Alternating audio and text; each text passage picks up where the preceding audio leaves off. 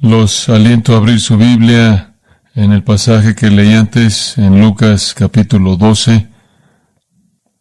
Conforme busco al Señor y busco su voluntad y plan en sermones, no necesariamente sé qué va a traer la planeación semana tras semana, pero Él sabe, y el Señor sabía que este pasaje era para este día en sus propósitos. Lecciones de la muerte de Jesús. No creo que en mi vida he oído la palabra mortal tantas veces como lo he oído en los últimos 5 meses. Este es el único tiempo en mi vida en la que escuchas las estadísticas, no de deportes, sino de muertes diariamente, y admito que todos debemos admitir que la vida es una enfermedad mortal para todos. Cada año 60 millones de personas mueren en el mundo, 3 millones cada año mueren en nuestro propio país. Y todos van a vivir para siempre, o en el cielo o en el infierno. La diferencia es su relación con el Señor Jesucristo. ¿Es su Salvador o es su juez? La percepción popular del Señor Jesús es que Él es una figura que debe ser definida por amor y paz. Ciertamente eso es verdad. Eso es verdad para aquellos que creen en Él, para aquellos que se arrepienten de sus pecados y lo reconocen como Señor y Salvador. Habrá amor y paz y gozo eternos. Pero ese no es el panorama completo. ¿Qué hay acerca de aquellos que lo rechazan? Este es el mensaje más importante que el mundo jamás escuchará. La iglesia es el centro de proclamación para este mensaje de salvación.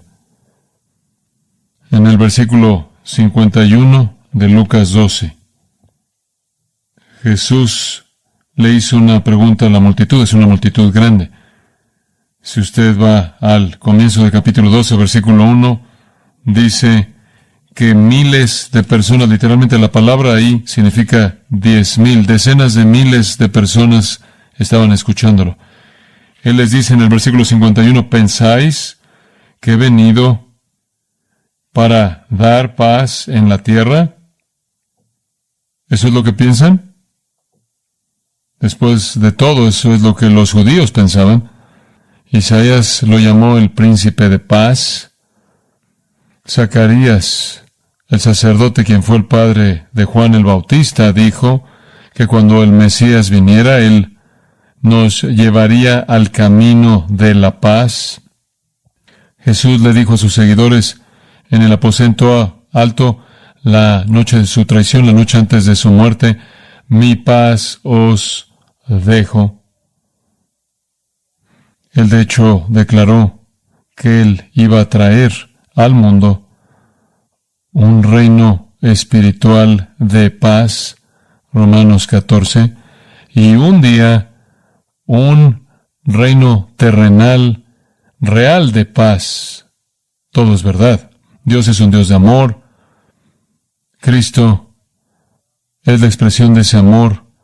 De tal manera amó Dios al mundo que ha dado a su Hijo para comprar nuestra salvación. Jesús amó a los suyos que estaban en el mundo al máximo. Él es la fuente de amor, Él es la fuente de paz. Pero esa no es la historia completa. De regreso al versículo 51. ¿Pensáis que he venido para dar paz en la tierra? Os digo no, sino disensión. Una palabra fuerte, por cierto, en griego significa una separación hostil. No solo una división simple, sino una separación hostil. De hecho, en Mateo 10:34, Mateo dice que Él la llamó una espada, una macaira, la cual era un arma que era usada por un soldado. ¿Y cuál es la naturaleza de esta división? Versículo 52.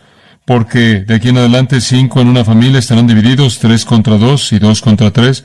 Estará dividido el padre contra el hijo, y el hijo contra el padre, la madre contra la hija, y la hija contra la madre, la suegra contra su nuera, y la nuera contra su suegra. Y será hostil. Nuestro Señor inmediatamente acude al lugar en donde están las relaciones más íntimas, inquebrantables, más fuertes. Y Él dice, he venido para crear hostilidad, en donde de manera natural hay afecto y amor, intimidad. Él vino para ser un divisor.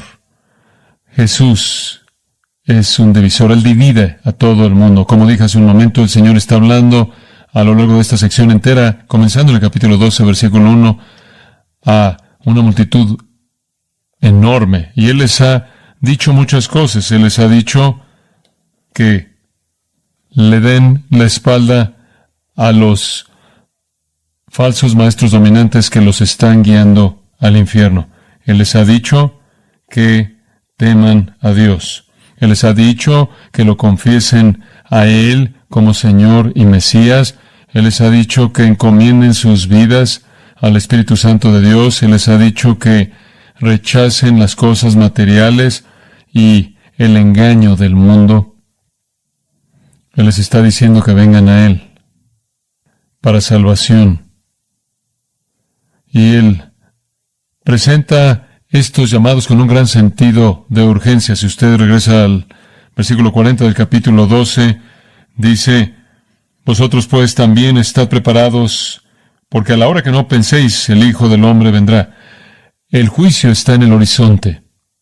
Él describe ese juicio en el versículo 49 con estas palabras: fuego vine a echar en la tierra. Juan el Bautista, básicamente para presentar a Jesús siendo Juan su precursor, dijo lo mismo en su ministerio, allá atrás en Lucas 3. Juan dijo, versículo 16, yo a la verdad os bautizo en agua, pero viene uno más poderoso que yo, de quien no soy digno de desatar la correa de su calzado. Él os bautizará en Espíritu Santo y fuego. Su aventador está en su mano, y limpiará su era, y recogerá el trigo en su granero, y quemará la paja en fuego que nunca se apagará. Ese fue el mensaje del precursor de Jesús. Él viene para echar fuego en la tierra. En Juan 9:39 más bien, Él dijo, para juicio he venido al mundo. Para juicio he venido al mundo. En el 5º capítulo de Juan, en el versículo 22, Él dice, porque ni siquiera el Padre juzga a nadie, sino ha dado todo juicio al Hijo, para que todos honren al Hijo como honran al Padre. El que no honra al Hijo no honra al Padre que le envió. De cierto os digo, el que oye mi palabra y cree en el que me envió, tiene vida eterna y no vendrá condenación, mas ha pasado de muerte a vida. La diferencia entre el juicio y la vida es lo que usted hace con Jesucristo. Él o será el Salvador de usted o su juez final. Hay una afirmación sorprendente en el versículo 49. Jesús dice, fuego vine a echar en la tierra, ¿y qué quiero si ya se ha encendido? Eso podría sacudirlo a usted, porque la idea de la mayoría de la gente es que Jesús es algún tipo de persona amorosa, sentimental, pacífica y nada más. Pero aquí, Él dice, yo quiero que el fuego ya hubiera comenzado. Él desearía que ya hubiera encendido el fuego final de juicio. Es un comentario sorprendente. Jesús anhela el juicio. Él quiere que venga el juicio. Si esto le parece extraño para su entendimiento de Dios, entonces no entiende que Dios es un Dios de justicia y santidad y rectitud e ira y venganza. Podría parecer extraño para los incrédulos que esto está tan lejos de su percepción de Jesús como podría estarlo. Sin embargo, Su santidad anhela juicio. ¿Por qué? Para traer un fin al pecado y a los pecadores, porque han invadido su presencia, su universo santo, como caídos. Y es generación tras generación de pecado y pecadores. Él anhela que todo termine. Para Jesús hubo un deseo por santidad, de justicia plena, de rectitud plena, pureza absoluta. Esa será la realidad en el infierno eterno. Nos sorprendería si Jesús no tuviera ese deseo. ¿Cuánto pecado puede un Dios santo tolerar? ¿Cuántas generaciones pasan? Y Él tiene que enfrentar la blasfemia en contra de Él. Él debería desear que el fuego ya hubiera comenzado y hubiera ya venido el fin para el pecado. Pero vea el siguiente versículo. Pero, versículo 50. De un bautismo tengo que ser bautizado. Otra afirmación increíble. ¿De un bautismo tengo que ser bautizado? ¿De qué está hablando? Él no está hablando de nada que involucre agua. El verbo significa una inmersión. Tengo que ser hundido en las profundidades. ¿De qué está hablando esto? Está hablando de su experiencia de un juicio divino. En Isaías 53, es increíble capítulo que ve a la cruz. Palabras conocidas para todos nosotros vienen comenzando en el versículo 4. Ciertamente llevó Él nuestras enfermedades y sufrió nuestros dolores, y nosotros le tuvimos por azotado, por herido de Dios y abatido, mas el herido fue por nuestras rebeliones, molido por nuestros pecados. El castigo de nuestra paz fue sobre Él, y por su llaga fuimos nosotros curados. Todos nosotros nos descarriamos como ovejas, cada cual se apartó por su camino, mas Jehová cargó en Él el pecado de todos nosotros. Él era el cordero llevado al matadero. Él, dice Isaías, fue el que fue matado por la transgresión de su pueblo, a quien se le debía dar el golpe mortal. Su bautismo consistía en llevar en su cuerpo la ira de Dios por los pecados de su pueblo. Él fue el que no conoció pecado. Por nosotros le hizo pecado, para que fuésemos hechos justicia de Dios en Él. Él se volvió una maldición por nosotros, para llevar nuestro castigo. En la cruz, Jesús sufrió la furia plena de Dios por todos los pecados de toda la gente que creería a lo largo de la historia humana, y absorbió esa ira en 3 horas de oscuridad. Ese fue el bautismo que tenía que pasar, y debido a eso, versículo 50 dice, y cómo me angustio hasta que se cumpla. Usted piensa que Getsemaní fue el único lugar en donde Él tuvo tristeza. Usted piensa que Getsemaní fue el único lugar en donde Él agonizó por la realidad de que Él iba a enfrentar la ira de Dios y llevar el castigo por el pecado. Él vivió en un tipo de Getsemaní perpetuo porque Él sabía lo que estaba por venir. Lo angustió. Esa palabra es traducida en otros lugares en el Nuevo Testamento. Se apoderó de Él, o ser cautivado por el temor. Esa es la razón por la que cuando finalmente llegó a Getsemaní, las horas antes que Él tenía que sufrir la ira de Dios, Él dijo, Padre, si es posible, pasa de mí esta copa. Desde el momento en el que Él estuvo consciente de quién era Él en el mundo, Él esperaba el que llevara el pecado. La agonía profunda siempre estuvo en la profundidad de su corazón, incluso aquí. Aún antes de que Él llegara a enfrentar la muerte que le espera, Él siente ese dolor. ¿Cómo me angustio hasta que se cumpla? Telestai. Hasta que el propósito divino sea cumplido. Hasta que Él pueda decir en Juan 19:30, consumado es. Entonces, esto es lo primero que quiero que usted sepa de la muerte. Esta es una lección de Jesús. Él debe morir por pecadores. Él debe morir por pecadores. Y Él murió por pecadores. Usted está familiarizado con estas palabras, pero vuélvalas a escuchar. Juan 3:16. Porque de tal manera amó Dios al mundo, que dio a su Hijo unigénito, para que todo aquel que en Él cree no se pierda, mas tenga vida eterna. Porque no envió Dios a su Hijo al mundo para condenar al mundo, no la primera vez, sino para que el mundo sea salvo por Él. El que en Él cree no es condenado, pero el que no cree ya ha sido condenado, porque no ha creído en el nombre del unigénito Hijo de Dios. Y esta es la condenación, que la luz vino al mundo, y los hombres amaron más las tinieblas que la luz, porque sus obras eran malas.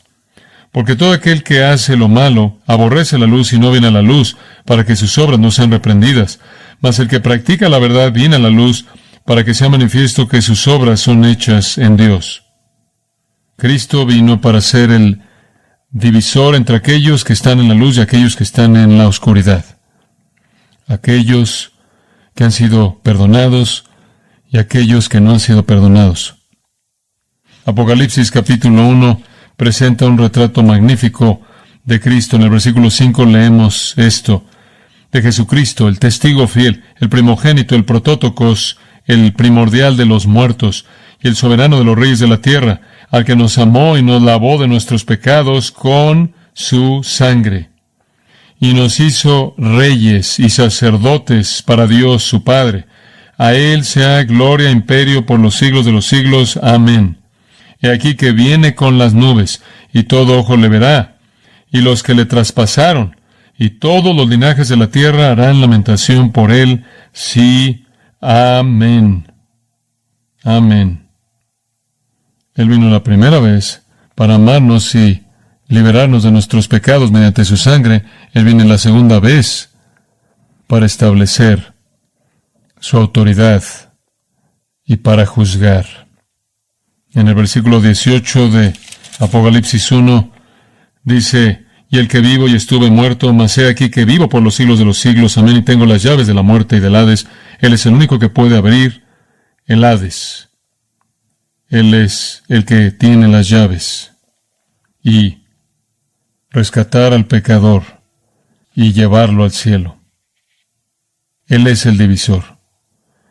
Esta es la verdad más importante que el mundo debe conocer. Esta es la verdad más importante para todo ser humano.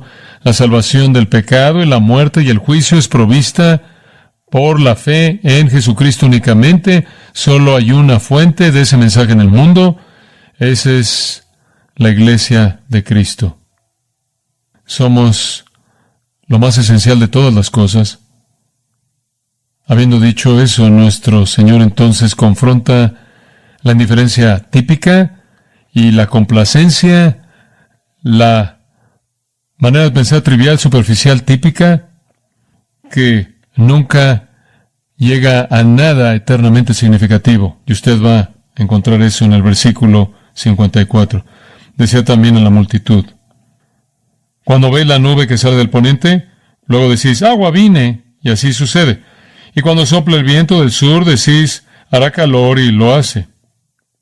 Hipócritas, sabéis distinguir el aspecto del cielo y de la tierra. ¿Y cómo no distinguís este tiempo, este kairos presente? No tiempo de reloj, ni siquiera tiempo de calendario, épocas. Realmente, básicamente, ustedes son capaces de identificar el clima, predecirlo si ven una nube o si sienten el viento. En otras palabras, tienen ciertas percepciones terrenales, mundanas. Pasan todo su tiempo analizando lo que es mundano, lo que es pasajero, pero no saben qué tiempo es en la historia redentora. Exactamente qué tiempo es.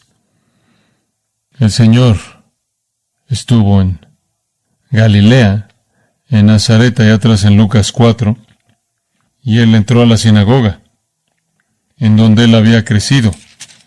Y en el versículo 17 de Lucas 4, abrió el libro de Isaías y halló el lugar donde estaba escrito, este es Isaías 61, el Espíritu del Señor está sobre mí, por cuanto me ha ungido para dar buenas nuevas a los pobres, me ha enviado a sanar a los quebrantados de corazón, a pregonar libertad a los cautivos y vista a los ciegos, a poner en libertad a los oprimidos. Todo eso viene de Isaías 61. Me ha enviado a predicar el Evangelio, las buenas nuevas de salvación, a aquellos que reconocen que están en bancarrota espiritual, que reconocen que son cautivos al pecado, que reconocen que son ciegos a la realidad espiritual y que están bajo la opresión del diablo. Él vino a predicarles las buenas nuevas. Y después en el versículo 19, lenguaje que viene, que es tan importante, a predicar el año agradable del Señor. La gente judía a la que Jesús le estaba hablando debería haber conocido mucho más que el clima, deberían haber sabido que estaban en ese año agradable del Señor que había sido esperado por tanto tiempo. Ellos deberían haber conocido mucho más que el clima, ellos deberían haber sabido que estaban en ese año agradable del Señor que se había esperado por tanto tiempo, cuando el Señor los iba a bañar con ese mayor de todos los favores que podía darles al hacer que viniera ese Mesías tan esperado. ¡Qué necios fueron! El Mesías vino, él probó quién era mediante palabra.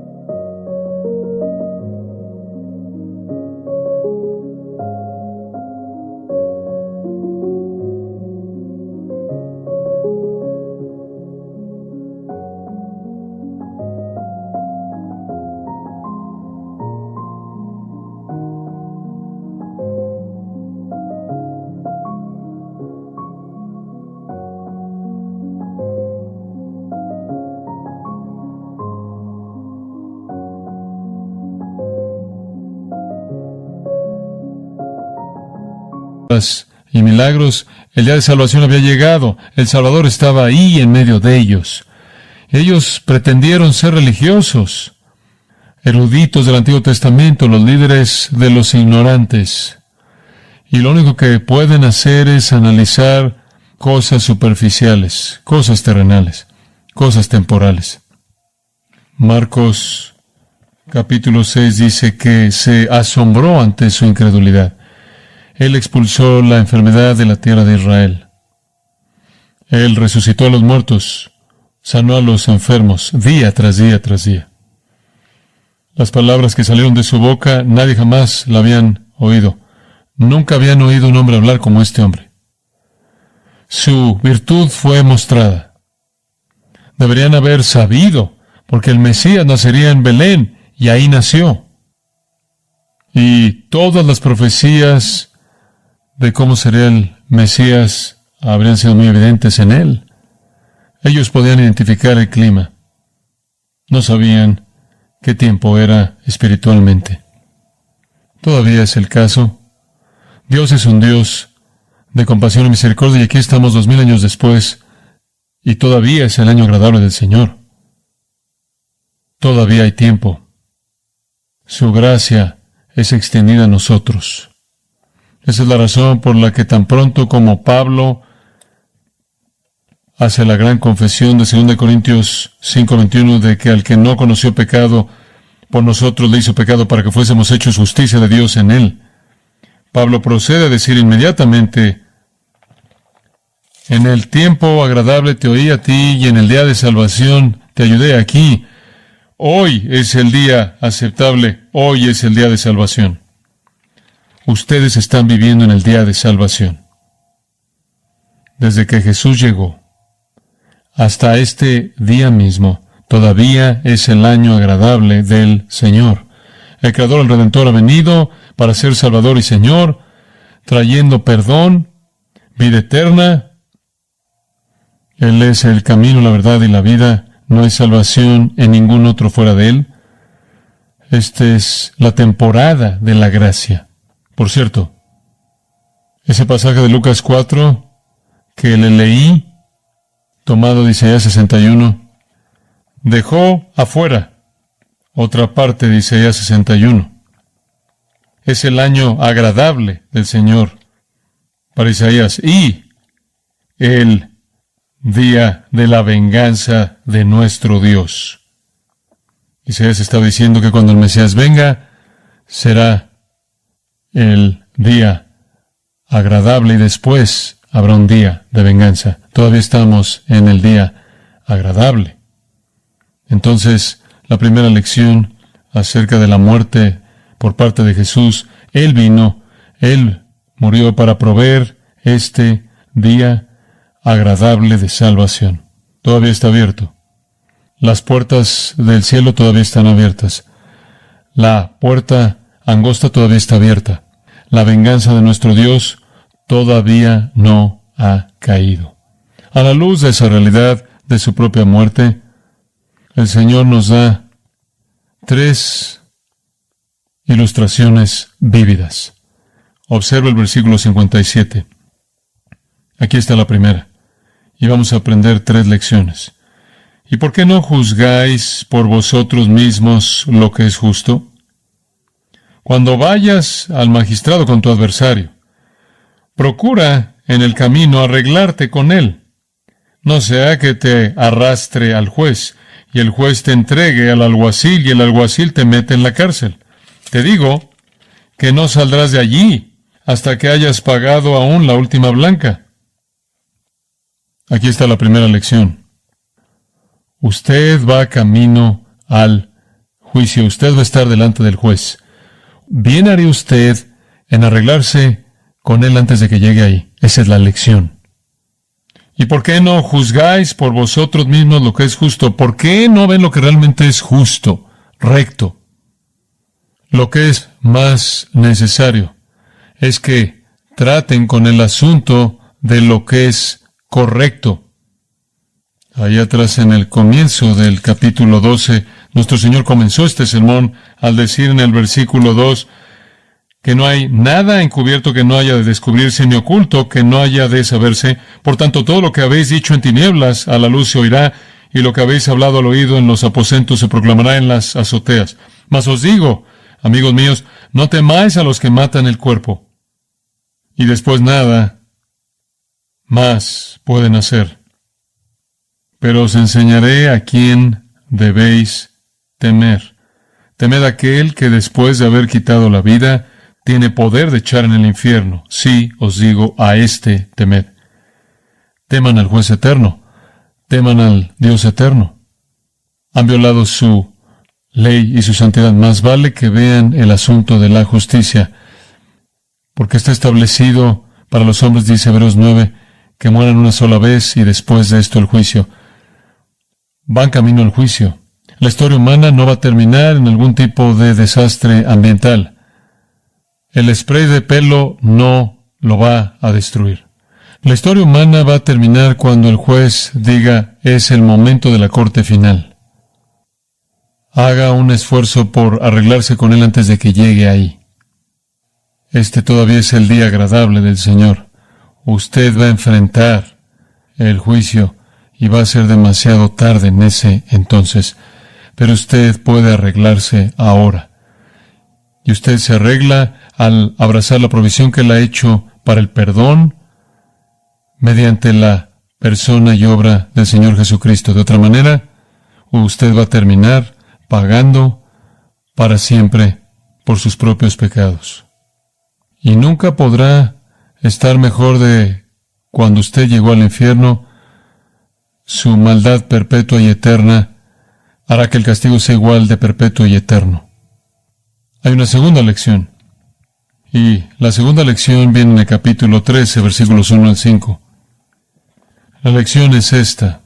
No piense que debido a que usted ha sobrevivido en la vida, que usted se ha ganado el favor de Dios.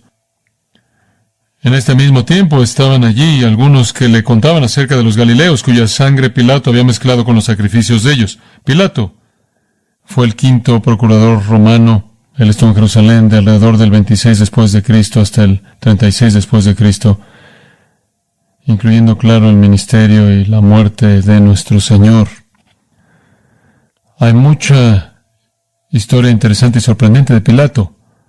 Este es un incidente del que no tenemos realmente registro, pero aparentemente algunos galileos vinieron al templo de Galilea, personas judías, y estaban ofreciendo sus sacrificios. Es muy probable que era una Pascua, porque ahí es cuando la gente venía y traía sus propios sacrificios.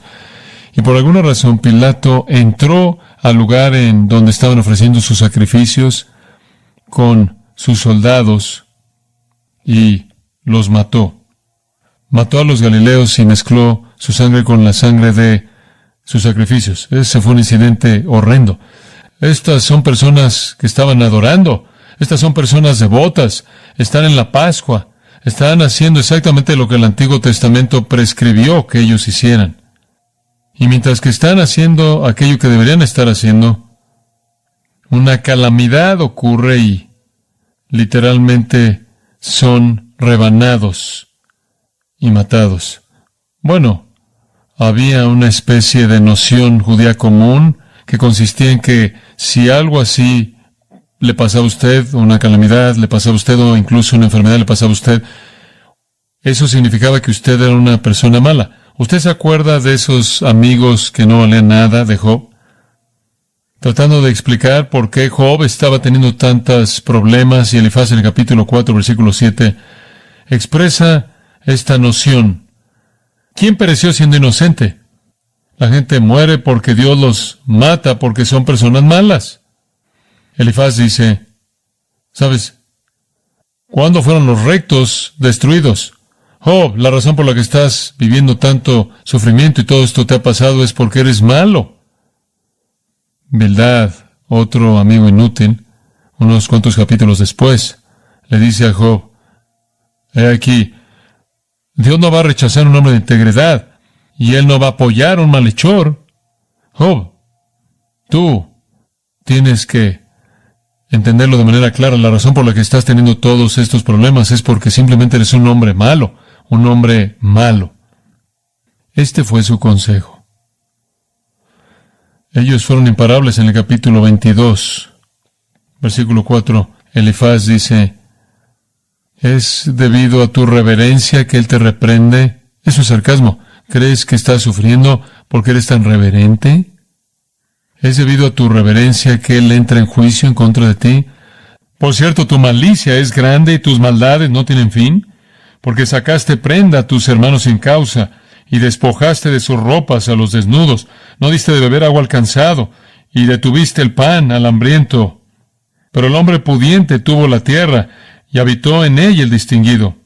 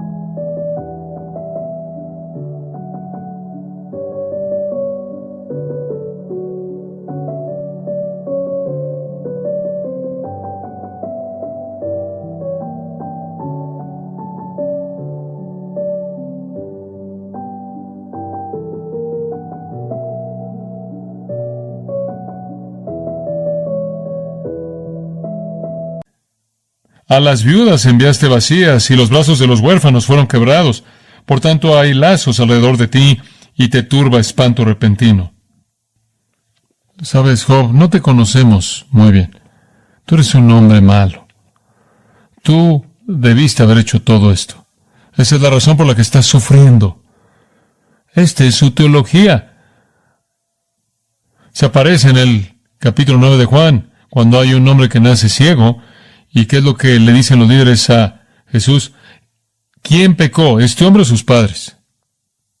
Usted podría pensar que usted no es una de esas personas malas. Usted está vivo, está aquí. Usted está aquí, bien vestido, floreciendo. Bueno, la pregunta entonces viene por parte de estas personas. Versículo 2. Respondiendo Jesús les dijo: ¿pensáis que estos galileos, porque padecieron tales cosas, eran más pecadores que todos los galileos? ¿Por qué digo que la pregunta vino de ellos? Porque Jesús leyó sus mentes. ¿Están pensando, suponen? Sé lo que están pensando. Están pensando que esos galileos eran más pecadores que el resto de los galileos que no fueron matados. O, recuerde esto en el versículo 4. O aquellos 18 sobre los cuales cayó la torre en Siloé y los mató, ¿pensáis que eran más culpables que todos los hombres que habitan en Jerusalén? Sé cómo piensan. Ustedes piensan que ustedes son buenos porque se han escapado de la calamidad. No sabemos nada de la matanza de los galileos mientras que estaban ofreciendo sacrificio, pero conocemos un poco acerca de lo que pasó con respecto a los 18 sobre los cuales cayó la torre de Siloé y los mató. Siloé es un área de Jerusalén en donde los muros sur y este de la parte baja de la ciudad se encontraban y había un estanque ahí, alimentado por el manantial de Gihón, afuera del muro, mediante un túnel subterráneo que había sido construido por el rey Ezequías. Pilato construyó un acueducto en el área, y o la torre fue parte del colapso, o parte de la construcción de la torre, y cuando se colapsó, 18 personas fueron matadas. Simplemente estaban de pie ahí. Entonces ahora usted va de personas que adoran siendo matadas. Debieron haber sido hipócritas, debieron haber sido realmente malos, nada más no sabemos qué tan malos eran. A 18 personas que simplemente estaban de pie ahí. Quizás eran trabajadores. No son religiosos, simplemente están ahí. Entonces los titulares de la Gaceta de Jerusalén habría dicho: 18 personas fueron matados porque se cayó esta parte de la construcción de la torre del acueducto cerca de Siloé. Entonces, ¿qué piensan? ¿Suponen que eran peores que el resto de la gente que no fue aplastada? Ese es el entendimiento típico de los seres humanos. Yo estoy bien, soy una buena persona. Observe la respuesta de Jesús. Versículo 5. Os digo no. Antes, si no os arrepentís, todos pereceréis igualmente. ¿No están vivos porque son mejores? ¿Usted no está vivo porque usted es una buena persona? No. Es un enfático en el griego, simplemente porque ninguna calamidad le ha sobrevenido a usted. No significa nada. La calamidad verdadera va a sobrevenirle a usted si no se arrepiente. El asunto no es cómo muere usted o de qué muera usted, como si Dios midiera ciertas calamidades y muertes al evaluar a la gente en base a su condición miserable. Usted va a morir. Y si usted muere sin arrepentirse, usted va a perecer. Esa es una lección acerca de la muerte, ¿no es cierto? Usted se dirige al juicio y se va a encontrar con el juez. Más vale que se arregle antes de que llegue ahí. Lo que está pasando en su vida podría parecer como bendición, porque las cosas se ven bien, otros han muerto, pero usted no. Eso no significa nada. No es cuándo muere o cómo muere, es si se arrepiente o no. Incluso los santos del Antiguo Testamento le decían a Dios: ¿por qué los injustos prosperan? ¿Y por qué los justos algunas veces sufren? Porque lo que sucede en esta vida no es definitivo. Más vale que se arrepienta. Arrepiéntase de su pecado, arrepiéntase de su incredulidad y venga a Cristo. Hay una tercera lección que nuestro Señor enseña. Al final de el llamado al arrepentimiento, Él comienza a contarles una parábola, una una historia de ilustración. Tenía un hombre una higuera plantada en su viña, y vino a buscar fruto en ella y no lo halló. Y dijo al viñador: he aquí hace 3 años que vengo a buscar fruto en esta higuera y no lo hallo. Córtala. ¿Para qué inutiliza también la tierra? Él entonces, respondiendo, le dijo: Señor, déjala todavía este año, hasta que yo cabe alrededor de ella y la abone. Y si diere fruto, bien, y si no, la cortarás después. Aquí está la tercera lección. Usted está viviendo con tiempo prestado. Usted está viviendo con tiempo prestado. Este es el año agradable del Señor. El regalo más universal de la gracia común de Dios es el tiempo. El tiempo para arrepentirse, el tiempo para creer. Dios es paciente. Dios es paciente. Usted está viviendo en el tiempo de su paciencia. No puedo resistir el Salmo 103, uno de mis salmos favoritos, simplemente para ver un par de porciones ahí. Bendice, alma mía, a Jehová, y bendiga todo mi ser su santo nombre. Bendice, alma mía, a Jehová, y no olvides ninguno de sus beneficios. Él es quien perdona todas tus iniquidades, el que sana todas tus dolencias, el que rescata del hoyo tu vida, el que te corona de favores y misericordias, el que sacia de bien tu boca, de modo que te rejuvenezcas como el águila. Jehová es el que hace justicia y derecho a todos los que padecen violencia. Sus caminos notificó a Moisés, y a los hijos de Israel sus obras. Misericordioso y clemente es Jehová, lento para la ira, y grande en misericordia. No contenderá para siempre, ni para siempre guardará el enojo. No ha hecho con nosotros conforme a nuestras iniquidades, ni nos ha pagado conforme a nuestros pecados, porque como la altura de los cielos sobre la tierra, engrandeció su misericordia sobre los que le temen. Cuanto está lejos el oriente del occidente, hizo alejar de nosotros nuestras rebeliones. Como el Padre se compadece de los hijos, se compadece Jehová de los que le temen. Dios es compasivo, misericordioso, lleno de gracia, paciente. ¿Pero qué le dice la historia? Bueno, la higuera habla de una realidad solitaria. Podrá ser que Israel esté involucrada aquí, no estoy seguro de que lo está, pero más allá de eso, habla a toda persona. Cuando Dios viene a buscar fruto, evidencia de salvación, fruto de justicia, y no encuentra nada, podría ser tiempo de decir: córtalo, porque usa el suelo, y después alguien viene e interviene. Déjalo, Señor, para este año, hasta que cabe alrededor y lo abone, y si diere fruto el año que entra bien, y si no, córtalo. Esto nos indica que a Dios se le puede apelar en base a su compasión para retrasar el juicio. Usted está viviendo con tiempo prestado. Todo ser humano está viviendo con tiempo prestado. Usted no sabe cuándo se acabe ese tiempo. Me acuerdo el 11 de septiembre. Sucedió en un martes y unos cuantos días después estaba en CNN con Larry King y él me dijo: ¿cuál es la lección del 11 de septiembre? Yo le dije: la lección del 11 de septiembre es que no sabes cuándo vas a morir. Esa es la lección. Esa es la lección. Más vale que arregles la cuenta antes de que enfrentes al juez. Vas a morir y no estás a cargo de tu muerte.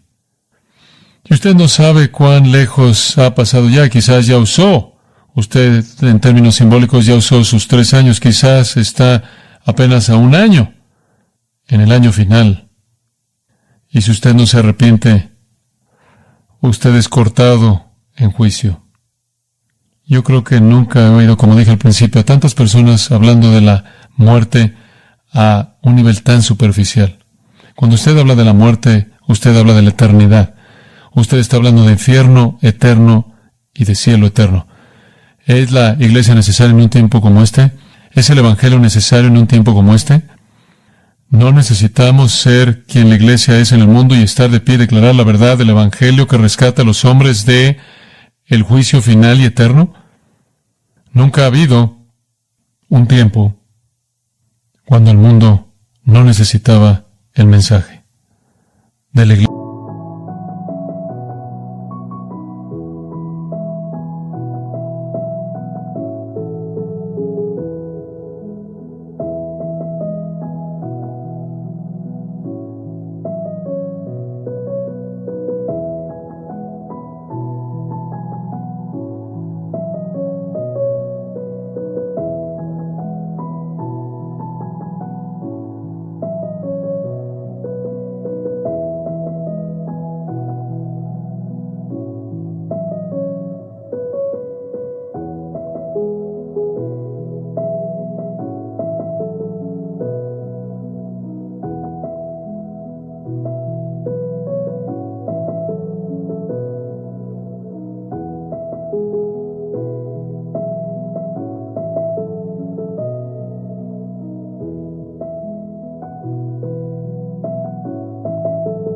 Iglesia verdadera.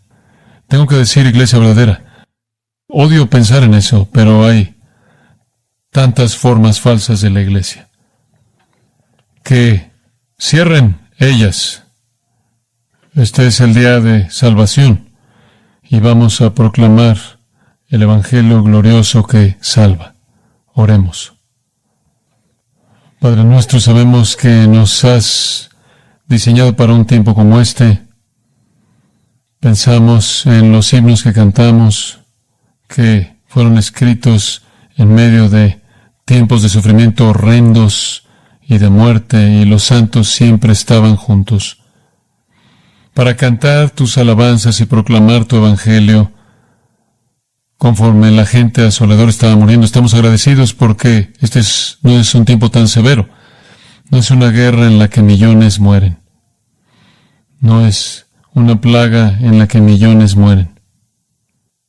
Pero millones están muriendo, 60 millones este año, y tú nos has dicho que vayamos a todo el mundo y prediquemos el Evangelio, y has dicho todo aquel que crea va a recibir vida eterna, pero ¿cómo creerán a menos de que tengan un predicador? Porque la fe viene por el oír la palabra de Cristo. Entonces que la iglesia se ponga de pie y se levante para ser la iglesia, y que proclame el Evangelio glorioso de Jesucristo en esta época agradable, favorable de la historia redentora, y que tú, Señor, en tu gracia extiendas ese tiempo prestado un poco más para congregar más para tu reino glorioso. Te agradecemos porque tú nos has llamado para ser tu voz en el mundo. Oramos, Señor, porque tú nos des gozo conforme te servimos. Danos fruto, que seamos fructíferos en las vidas de otros y que estemos experimentando en nuestras propias vidas esa confianza que le pertenece a aquellos que son de Cristo, que mayor es el que está en vosotros que el que está en el mundo, y que hemos sido hechos para un tiempo como este, para proclamar tu evangelio con amor y compasión,